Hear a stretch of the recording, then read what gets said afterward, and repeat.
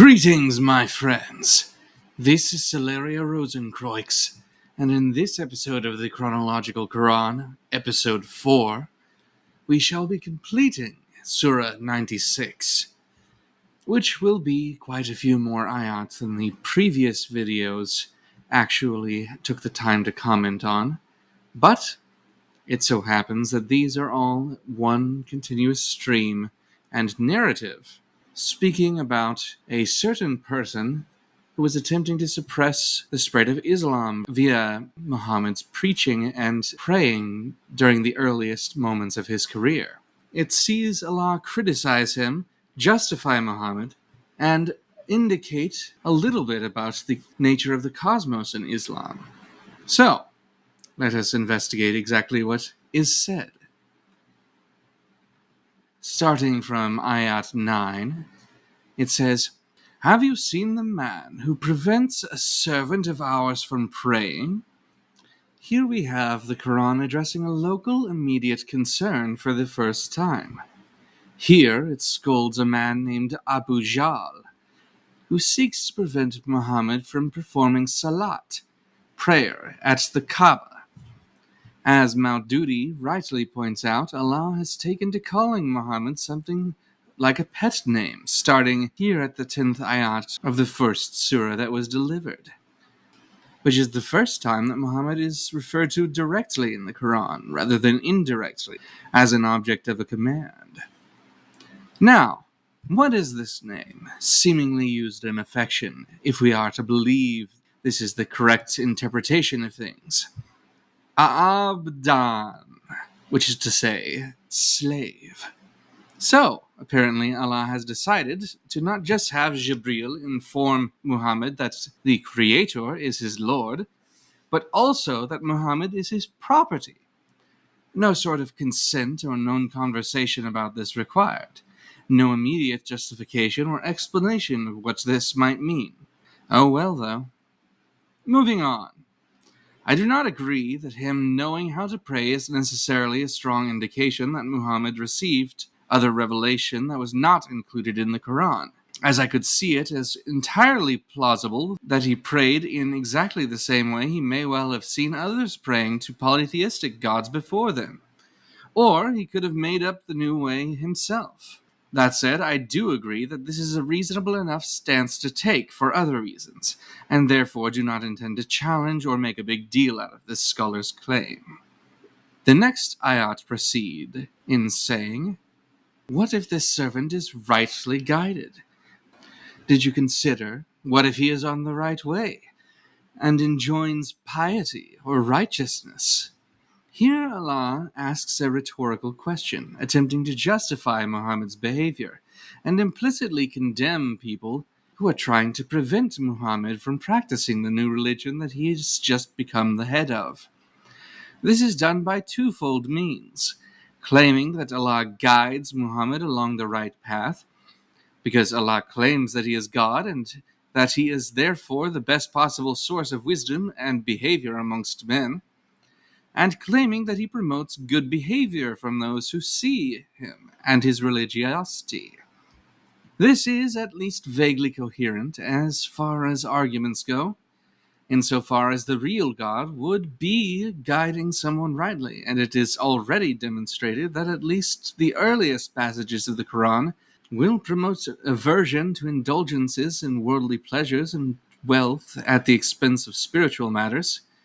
Though it is worth noting that the Kaaba was a pagan/polytheistic temple at the time, and therefore it is somewhat understandable that Muhammad praying, presumably quite loudly, to an explicitly monotheistic deity might cause some people to object to his behavior. In Ayat 13 and 14, Allah and the Quran continue to say, "Tell me if he, Abu Jahl, denies the truth, i.e. this Quran, and turns away. Does he not know that Allah sees all?" Here, Allah questions why Abu Jahl hears Allah's words coming from Muhammad's mouth, because presumably he's preaching those first few ayat by this point, yet denies them. He then suggests that he is all-seeing, implicitly threatening him and implying that he will not escape the consequences of his wickedness. Maududi correctly assesses the fact that this is, despite the specific individual it is apparently being pointed towards initially, worded in such a way that it should be taken as a polemic against all who interrupt prayer or deny the Quran. Implicitly, all of them will be punished.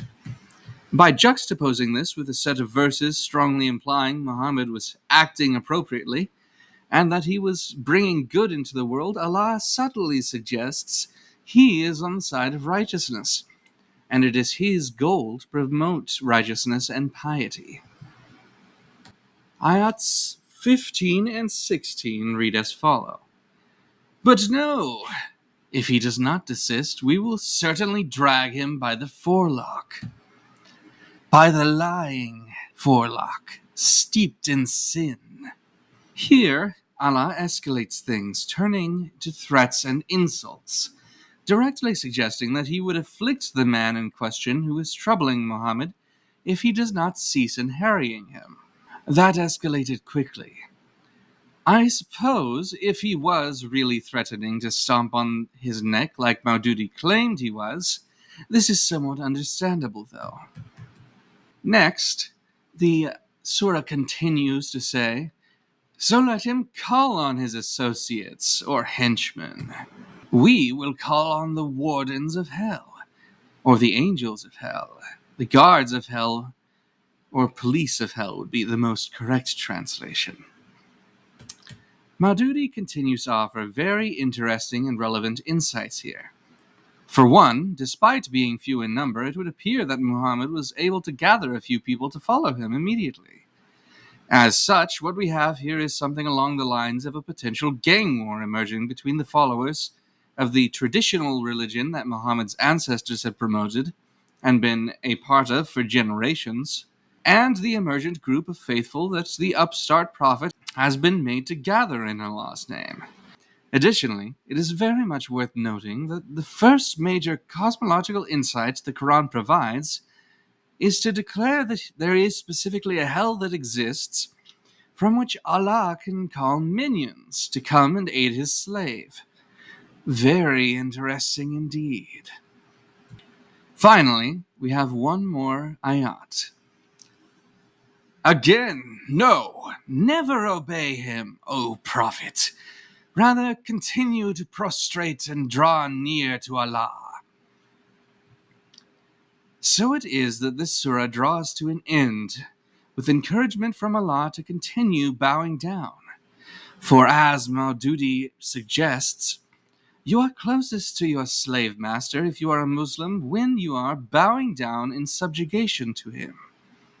He urges Muhammad to never stop, to never let anyone convince him not to put himself in that position, to never turn away from Islam and the spirit that inspired it.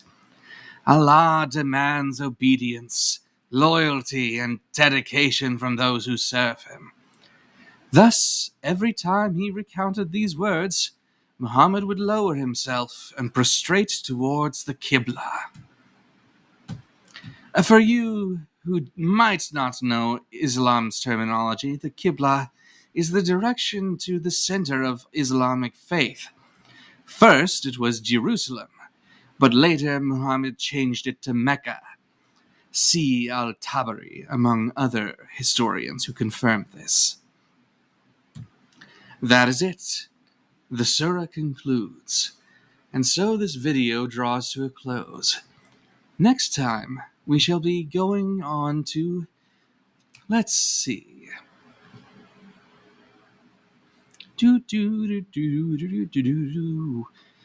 What is the next revelation? Surah 68, which I shall see to narrating the exact context of with the wonderful Tafsir Ibn Kathir once again. Until then, this has been Celeria Rosenkreuz. Thank you for joining us. Farewell.